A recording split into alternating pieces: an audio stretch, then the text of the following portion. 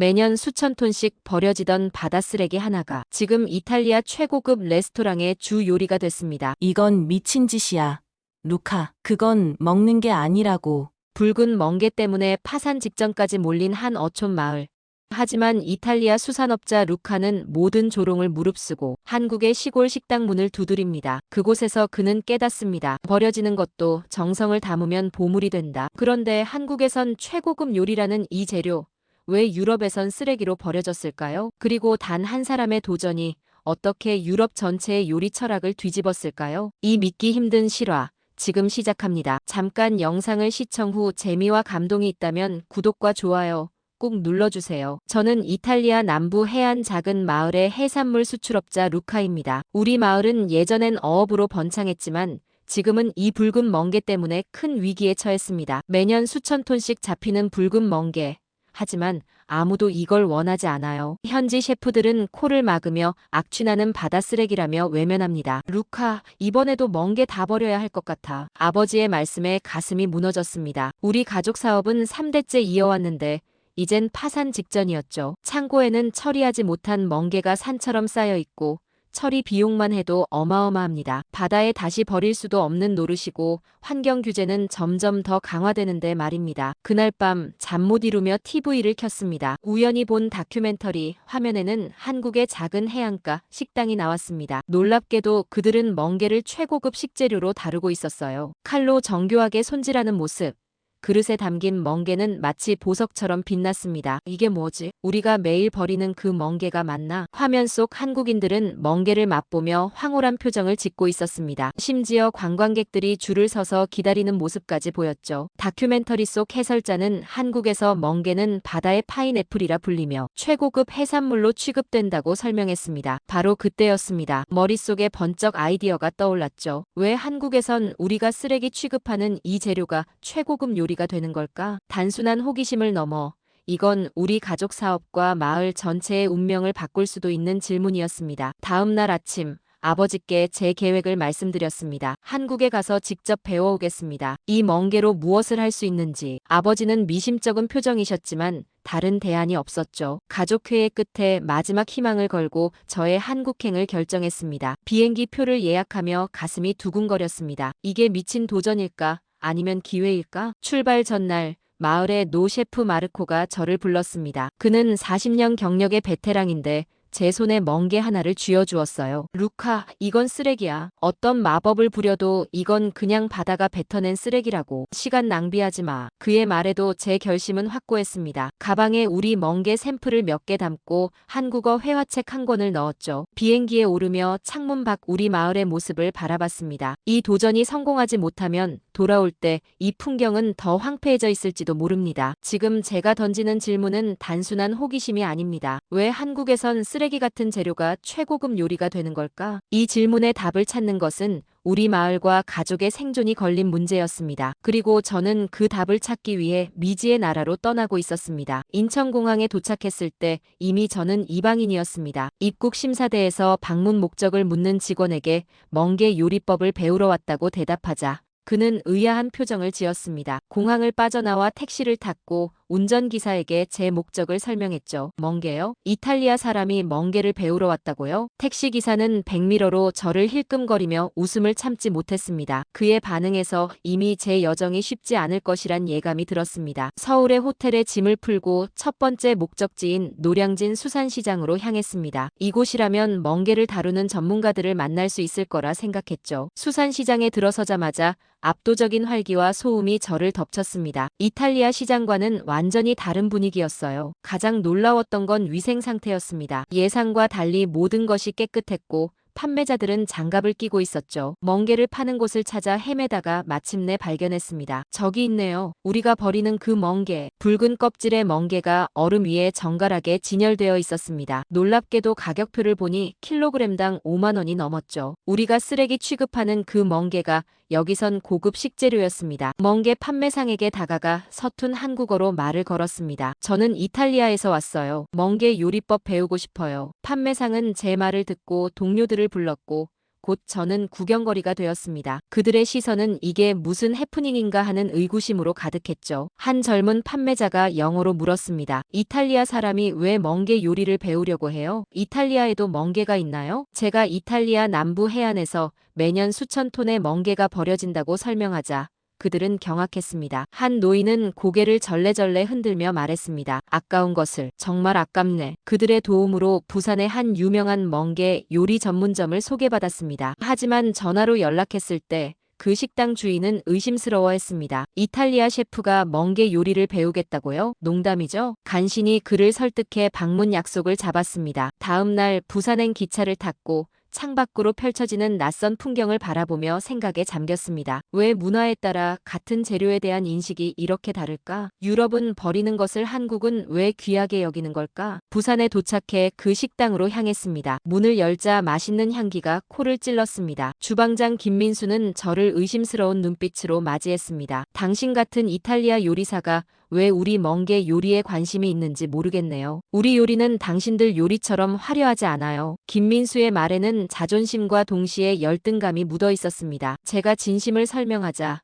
그는 조금 누그러졌지만 여전히 의구심은 남아 있었죠. 그날 저녁 김민수가 차려준 멍게 요리를 맛보았습니다. 처음 맛본 멍게의 맛은 충격적이었습니다. 짭조름하면서도 달콤한 바다향이 입안을 가득 채웠죠. 이게 정말 우리가 버리던 그 멍게인가? 선진국 요리라고 믿었던 우리는 정작 뭘 몰랐던 걸까? 그 순간 제 마음속엔 의문이 떠올랐습니다. 내일은 강순내 할머니의 식당으로 향할 예정입니다. 김민수는 그곳이야말로 진짜 멍게 요리의 성지라고 말했습니다. 과연 그곳에서 제가 찾던 답을 얻을 수 있을까요? 새벽녘 물안개가 자욱한 작은 어촌 마을에 도착했습니다. 김민수의 추천으로 찾아온 강순내 할머니의 식당은 투박한 외관과 달리 문 앞부터 정갈함이 느껴졌습니다. 입구에서 신발을 벗고 들어가니 할머니가 마당에서 멍게를 손질하고 계셨습니다. 할머니, 이탈리아에서 온 루카라고 합니다. 멍게 요리를 배우러 왔습니다. 제 인사에 강순내 할머니는 잠시 손을 멈추고 저를 바라보셨습니다. 주름진 얼굴에 미소가 번졌죠. 이렇게 먼 곳에서 왔구먼. 멍게가 그렇게 궁금했나? 할머니의 투박하지만 따뜻한 말투에 긴장이 풀렸습니다. 할머니는 저를 주방으로 안내했고 그렇게 제 진짜 배움이 시작됐습니다. 할머니는 멍게를 손질하는 과정부터 차근차근 보여주셨습니다. 놀랍게도 그 과정은 제가 상상했던 것보다 훨씬 복잡했습니다. 멍게는 단순한 해산물이 아니라 바다의 정수지. 신선도가 생명이야. 할머니는 멍게 껍질을 정교하게 벗기며 설명했습니다. 특별한 칼로 상단부를 잘라내고 속살을 조심스럽게 꺼내는 모습은 마치 수술 같았습니다. 손질된 멍게는 황금빛 주황색으로 빛났고 할머니는 그것을 여러 볼에 나눠 담았습니다. 멍게는 한 가지 방법으로만 먹는 게 아니야. 된장에 담그면 깊은 맛이 나고 막장으로 만들면 또 달라지지. 할머니는 멍게로 장아찌를 담그는 법, 젓갈을 만드는 법, 탕으로 끓이는 법까지 하나하나 보여주셨습니다. 심지어 껍질조차 버리지 않고 말려서 다시마와 함께 육수를 내는 재료로 활용하셨죠. 어떤 것도 버려지는 것이 없었습니다. 이건 왜 버리시나요? 제가 멍게의 가시 부분을 가리키며 물었습니다. 할머니는 빙그레 웃으셨습니다. 버리다니, 이것도 다 쓰이는 거야. 가시는 말려서 가루로 만들어 양념으로 써. 바다가 준 선물을 그냥 버릴 순 없지. 그 말에 제 가슴이 울렸습니다. 우리가 수천 톤씩 버려온 그 멍게가 여기선 하나하나가 소중한 선물이었던 겁니다. 할머니는 계속해서 멍게로 다양한 요리를 만들어 보여주셨습니다. 멍게 비빔밥, 멍게 무침, 심지어 멍게 소스를 얹은 파스타까지. 그 모든 요리에서 멍게의 신선한 바다 향이 완벽하게 살아있었습니다. 루카, 음식은 재료가 아니라 정성이야. 가장 좋은 재료도 정성 없이는 맛없게 되고 평범한 재료도 정성을 다하면 보물이 되지. 할머니의 말씀이 제 마음을 두드렸습니다. 그것은 단순한 요리 기술이 아니라 음식에 대한 철학이었습니다. 남기지 않는 요리법, 모든 것을 소중히 여기는 마음가짐, 그리고 자연에 대한 경외심까지. 이것이야말로 진정한 지속 가능한 음식 문화가 아닐까요? 저녁이 되자 할머니는 저에게 특별한 코스 요리를 대접해 주셨습니다. 멍게를 중심으로 한 한식 요리들이 상 위에 가지런히 놓였고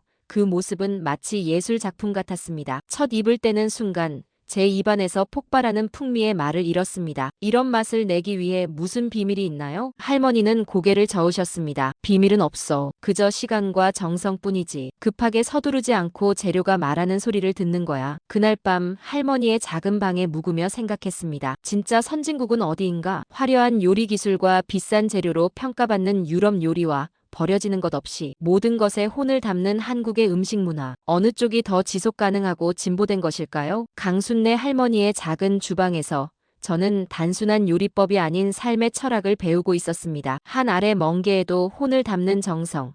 그것이 한국 음식의 진정한 비밀이었습니다. 한국에서의 3주간의 여정을 마치고 이탈리아로 돌아왔습니다. 비행기에서 내려 고향 마을로 향하는 길.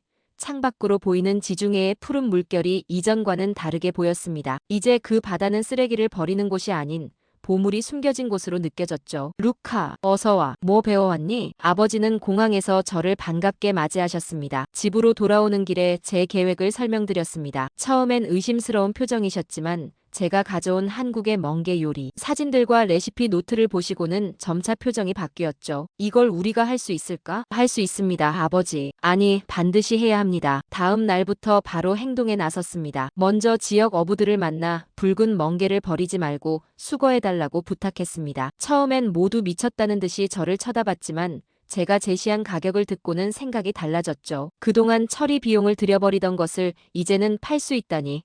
어부들에게는 횡재나 다름없었습니다. 우리 가족의 오래된 창고를 정리해 작업장으로 만들었습니다. 한국에서 배운 대로 멍게를 손질하고 다양한 방식으로 가공하기 시작했죠. 강순래 할머니의 레시피에 이탈리아 전통 향신료와 조리법을 접목시켰습니다. 멍게 파스타 소스, 멍게 리조또, 멍게를 활용한 지중해식 타파스까지. 루카, 이게 정말 우리가 버리던 그 멍게 맞아? 어머니는 제가 만든 멍게 리조또를 맛보시고 놀라워하셨습니다. 점차 가족들의 의심은 확신으로 바뀌었고 우리는 작은 시식회를 열기로 결정했습니다. 마을의 셰프들과 식당 주인들을 초대했죠. 시식회 당일 참석자들의 표정은 처음엔 의심과 조롱으로 가득했습니다. 특히 노 셰프 마르코는 코웃음치며 들어왔죠. 루카, 정말 이 쓰레기로 요리를 만들었다고? 하지만 첫 번째 요리 멍게 카르파초를 맛본 후 그의 표정이 완전히 바뀌었습니다. 두 번째 코스인 멍게 파스타에서는 감탄사가 터져나왔고 마지막 코스인 멍게 리조또를 먹을 때는 모두가 침묵했습니다. 그것은 경악의 침묵이었죠. 이게 어떻게 가능한 거지? 이 맛은 믿을 수 없어. 마르코의 말에 다른 셰프들도 고개를 끄덕였습니다. 시식회가 끝나고 놀랍게도 세 곳의 레스토랑 주인이 즉시 주문을 원했습니다. 그렇게 우리의 멍게 혁명이 시작됐습니다. 한 달 후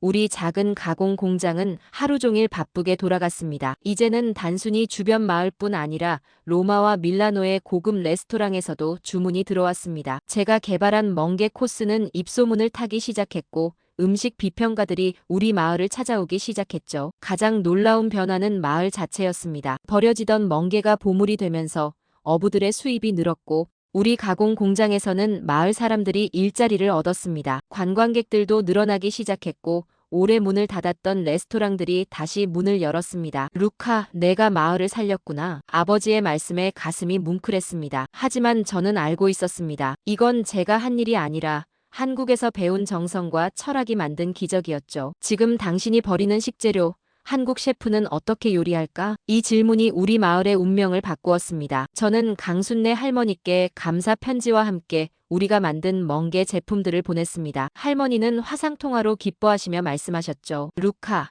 이제 내가 멍게의 진짜 가치를 알게 된 것 같구나. 음식은 단순한 먹거리가 아니라 삶의 지혜란다. 그 말씀에 깊이 공감했습니다. 이탈리아 해안의 골칫거리였던 멍게는 이제 우리 마을의 보물이 되었습니다. 그리고 저는 이제 막 새로운 여정을 시작했을 뿐이라는 것을 알고 있었습니다. 멍게 프로젝트의 성공 이후 저는 더 깊이 한국 음식의 비밀을 탐구하기 시작했습니다. 단순히 멍게 요리법이 아닌 그 뒤에 숨겨진 철학과 문화적 배경을 이해하고 싶었습니다. 그래서 다시 한국을 방문했죠. 이번에는 강순래 할머니의 소개로 여러 지역을 돌아다니며 다양한 전통 음식점과 장인들을 만났습니다. 그 과정에서 발견한 한국 음식의 특징은 놀라웠습니다. 가장 인상적인 것은 버리는 것이 없다는 철학이었습니다. 김치를 담그고 남은 배추 뿌리는 볶음으로 생선, 머리와 뼈는 탕으로, 채소의 껍질과 뿌리는 장아찌로 변신했습니다. 심지어 음식물 쓰레기조차 발효시켜 퇴비로 만들어 땅으로 돌려보냈죠. 이것은 단순한 절약이 아닌 자연과의 조화를 추구하는 철학이었습니다. 우리는 필요한 만큼만 자연에서 가져가고 감사하는 마음으로 모든 것을 소중히 여깁니다. 전주의 한 전통 음식 연구가는 이렇게 설명했습니다. 그의 말처럼 한국 음식에는 모든 과정에 사람이 개입했습니다. 기계로 대량 생산하는 서양의 식품 산업과는 달리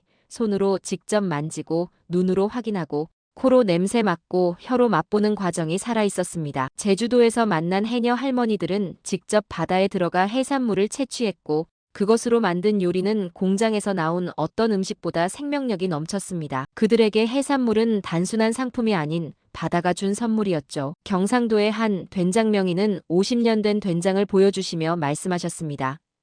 이건 내 자식보다 오래된 된장이야. 매일 아침 인사하고 매일 저녁 살펴봐. 음식은 그저 만드는 게 아니라 함께 살아가는 거지. 그 말에 깊은 감명을 받았습니다. 한국인들에게 음식은 단순한 생존 수단이 아니라 자연과의 대화였고 조상들의 지혜가 담긴 문화적 유산이었습니다. 특히 발효식품들은 시간의 힘을 빌려 맛을 만들어내는 지혜의 결정체였죠. 서울로 돌아와 현대적인 한식 레스토랑도 방문했습니다. 미슐랭 스타를 받은 한 젊은 셰프는 전통 방식을 현대적으로 재해석하고 있었지만 그 핵심 철학은 변함없었습니다. 음식은 과학이자 철학입니다. 우리는 재료를 변형시키는 것이 아니라 재료가 가진 본연의 맛을 끌어내는 겁니다. 그의 말에 깊이 공감했습니다. 이탈리아 요리도 재료 본연의 맛을 중요시하지만 한국 음식은 그것을 넘어 재료와의 관계, 자연과의 조화까지 생각했습니다. 가장 인상적이었던 것은 기다림의 미학이었습니다. 김치, 된장, 고추장 같은 발효식품들은 서두르지 않고 시간을 통해 깊은 맛을 만들어냈습니다. 한국에서의 두 번째 여정을 마치고 이탈리아로 돌아온 저는 이제 단순한 요리사가 아닌 음식 철학자가 되어 있었습니다. 우리 멍게 가공 공장은 이제 멍게 아카데미로 확장되었고 이곳에서 저는 한국에서 배운 철학을 나누기 시작했습니다. 음식에는 국경이 없습니다. 하지만 각 문화의 지혜는 다릅니다. 한국 음식의 힘은 정성과 절약의 미학에 있습니다. 이제 우리는 멍게뿐만 아니라 이탈리아에서 버려지던 다른 해산물들도 활용하기 시작했습니다. 한국의 발효 기술을 접목시켜 새로운 맛을 창조했고 무엇보다 버리지 않는 요리법을 실천했습니다. 화려한 요리와 정직한 요리, 무엇이 진짜일까요? 이 질문에 대한 제 답은 분명합니다. 진짜 요리는 정직하게 재료를 대하고 자연을 존중하며 전통의 지혜를 현대에 재해석하는 것입니다. 한국 음식에서 배운 이 철학은 이제 저의 모든 요리와 삶에 스며들었습니다. 멍게 아카데미의 소문이 퍼지면서 유럽 각국의 셰프들이 찾아오기 시작했습니다. 그 중에는 프랑스의 유명 셰프 마르셀도 있었죠. 세계의 미슐랭 스타를 보유한 그는 처음부터 오만한 태도로 제 수업을 바라봤습니다. 루카, 당신이 동양의 시골 요리에 그렇게 매료되었다는 게 흥미롭군요. 그의 말투에는 조롱이 묻어 있었습니다. 저는 차분히 한국 음식의 철학을 설명했지만 마르셀은 계속해서 비웃었습니다. 그건 단지 가난한 나라의 방식일 뿐입니다. 먹을 것이 부족해서 쓰레기까지 활용한 거죠. 우리 프랑스 요리는 풍요로움의 산물입니다. 그의 말에 화가 났지만 논쟁하는 대신 저는 마르셀에게 직접 맛을 보여주기로 했습니다. 강순례 할머니에게 배운 멍게 비빔밥과 멍게 된장찌개, 그리고 제가 개발한 멍게 리조또까지 정성껏 준비했습니다. 이 요리들은 비싼 재료가 전혀 들어가지 않았습니다. 버려지던 멍게와 평범한 채소, 쌀로만 만들었죠. 마르셀은 여전히 의심스러운 표정으로 첫 숟가락을 들었습니다. 그리고 그 순간 그의 표정이 완전히 바뀌었습니다. 두 번째 숟가락, 세 번째 숟가락. 그는 말없이 음식을 먹어갔습니다. 식사가 끝나고 마르셀은 한동안 침묵했습니다. 이 깊은 맛이, 어떻게 이런 맛이 가능한 건가요? 저는 미소를 지었습니다. 비싼 재료가 아니라 시간과 정성입니다. 한국 요리의 비결은 화려함이 아닌 깊이에 있습니다. 마르셀은 고개를 숙였습니다. 내가 편견을 가지고 있었군요. 이건 가난해서가 아니라 지혜로운 선택이었습니다. 그 후 마르셀은 자신의 레스토랑에서 제로 웨이스트 메뉴를 도입하기로 결정했고 저에게 협력을 제안했습니다. 우리는 함께 프랑스 요리의 기술과 한국 요리의 철학을 결합한 새로운 메뉴를 개발했습니다. 마르셀뿐만 아니라 많은 유럽 셰프들이 찾아왔고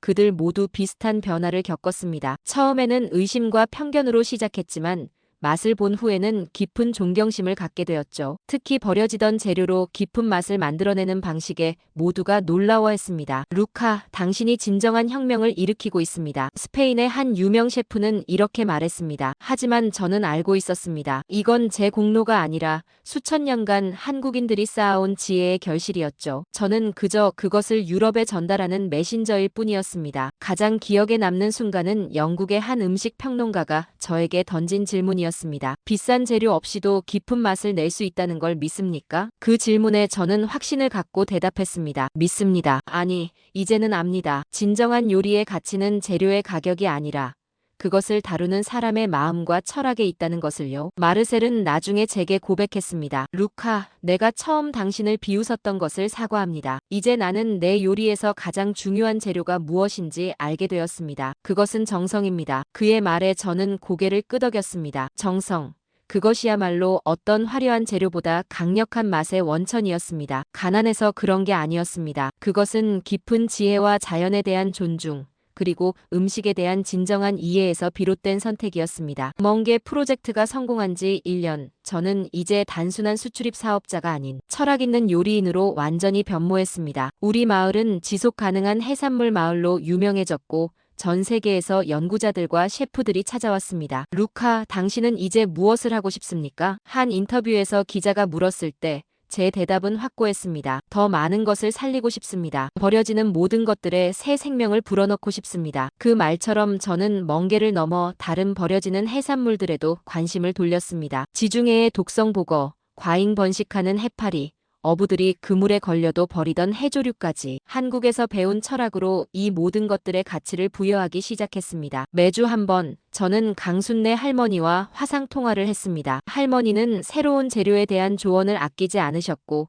저는 그 지혜를 유럽의 환경에 맞게 재해석했습니다. 그것은 단순한 요리법 교환이 아닌 문화와 철학의 대화였습니다. 루카, 음식은 생명이야. 우리가 먹는 것이 곧 우리가 되는 거지. 할머니의 이 말씀은 제 삶의 모토가 되었습니다. 저는 더 이상 이윤만을 추구하는 사업가가 아니었습니다. 지역 학교들을 방문해 아이들에게 음식물 쓰레기를 줄이는 방법과 지속 가능한 식습관을 가르쳤고, 대학에서는 음식 윤리학에 대한 강연을 했습니다. 또한 지역의 자원 재생 프로그램에도 적극 참여했습니다. 우리 가공 공장에서 나오는 모든 부산물은 퇴비나 다른 용도로 재활용되었고 물 사용량을 줄이기 위한 시스템도 도입했습니다. 한국에서 본 순환의 철학을 우리 사업 전반에 적용한 것이죠. 가장 큰 변화는 제 자신의 소비 습관이었습니다. 예전에는 편의점 도시락과 패스트푸드로 끼니를 때우던 제가 이제는 직접 시장에서 재료를 고르고 요리하는 것을 즐기게 되었습니다. 음식을 대하는 태도가 바뀌니 삶 전체가 바뀌었습니다. 루카, 넌 완전히 다른 사람이 되었구나. 어머니의 말씀에 저는 웃으며 대답했습니다. 다른 사람이 된 게 아니라 진짜 제 모습을 찾은 겁니다. 우리 가족 사업은 이제 단순한 수출입 회사가 아닌 식량 윤리와 지속 가능성을 연구하는 센터로 변모했습니다. 버리는 삶에서 살리는 삶으로라는 슬로건 아래 우리는 지중해 연안 국가들과 협력하여 해양 쓰레기를 줄이고 버려지는 해산물을 활용하는 프로젝트를 진행했습니다. UN 식량농업기구에서 열린 식량 위기와 지속 가능한 해결책 컨퍼런스에 초청받았을 때 저는 한국의 음식 철학을 세계에 소개했습니다. 식량 위기 시대, 우리에게 필요한 것은 더 많은 생산이 아니라 더 지혜로운 활용입니다. 한국의 음식 철학은 모든 것에 가치가 있다는 단순하지만 혁명적인 사상에서 시작합니다. 제 발표는 큰 반향을 일으켰고 여러 국가에서 협력 제안이 쏟아졌습니다. 하지만 저에게 가장 뿌듯했던 순간은 강순내 할머니가 보내주신 손편지였습니다. 루카, 넌 이제 진정한 요리사가 되었구나. 음식은 배고픔을 채우는 것이 아니라 세상을 바꾸는 것임을 알게 된 것 같아 기쁘구나. 이 편지를 받고 저는 결심했습니다. 이것은 단순한 사업이 아닌 제 삶의 소명이라고. 버리는 삶에서 살리는 삶으로의 전환. 그것이 제가 한국에서 얻은 가장 큰 선물이었습니다. 멍게 프로젝트를 시작한 지 3년, 우리 레스토랑 살리오는 유럽 최초의 제로웨이스트 미식당으로 인정받았습니다. 미슐랭 가이드는 우리에게 별을 주며 환경적 가치와 미식의 완벽한 조화라고 평가했죠. 하지만 저에게 더 큰 보람은 다른 곳에 있었습니다. 루카, 당신의 방식을 배우고 싶습니다. 이제 유럽 곳곳에서 셰프들이 우리 아카데미를 찾아왔습니다. 그들은 더 이상 한국 요리를 이국적인 호기심거리로 보지 않았습니다. 그것은 배워야 할 철학이자 미래의 요리 방향이 되었죠. 특히 정성과 자연과 철학이라는 개념은 유럽의 요리계에 신선한 바람을 불러일으켰습니다. 프랑스의 유명 요리학교에서는 한국의 발효기술과 식재료 활용법이라는 정규 코스가 개설되었고, 스페인의 유명 분자요리 셰프들은 김치와 된장의 발효 과정을 연구하기 시작했습니다. 심지어 북유럽의 레스토랑들은 한국식 제로웨이스트 접근법을 도입했죠. 루카, 이건 단순한 유행이 아닙니다. 이건 혁명입니다. 독일의 한 음식 저널리스트는 저에게 이렇게 말했습니다. 그의 말처럼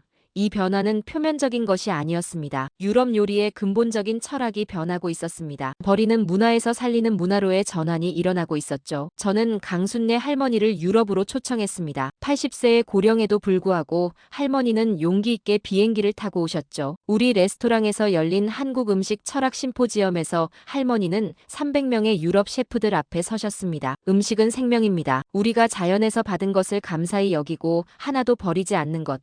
그것이 우리 조상들의 지혜였습니다. 할머니의 소박한 말씀에 모든 셰프들이 기립박수를 보냈습니다. 그날 저녁 할머니는 제 손을 꼭 잡으며 말씀하셨습니다. 루카, 이제 세계가 한국을 배우고 있구나. 하지만 이건 한국만의 것이 아니라 인류의 오래된 지혜란다. 우리는 그저 그것을 잘 지켜왔을 뿐이지. 할머니의 말씀에 깊이 공감했습니다. 이것은 단순히 한국가의 음식 문화가 아니라 인류가 자연과 공존하는 방법에 대한 지혜였습니다. 그리고 그 지혜가 지금 이 시대에 더욱 절실히 필요했죠. 우리의 성공 스토리는 CNN, BBC 등 세계 주요 매체에 소개되었고, 저는 TED 강연에 초청받아 버려지는 것에서 가치를 찾는 법이라는 주제로 이야기했습니다. 그 자리에서 저는 한국에서의 경험과 배움을 세계와 나누었죠. 우리가 정말 배워야 할 요리는 기술이 아닌 태도입니다. 재료를 대하는 태도, 자연을 대하는 태도, 그리고 음식을 통해 우리가 전달하는 가치와 철학입니다. 강연 후 한 청중이 질문했습니다. 당신의 다음 프로젝트는 무엇인가요? 저는 미소 지으며 답했습니다. 이제 저는 다시 학생이 되려고 합니다. 한국으로 돌아가 더 깊이 배우고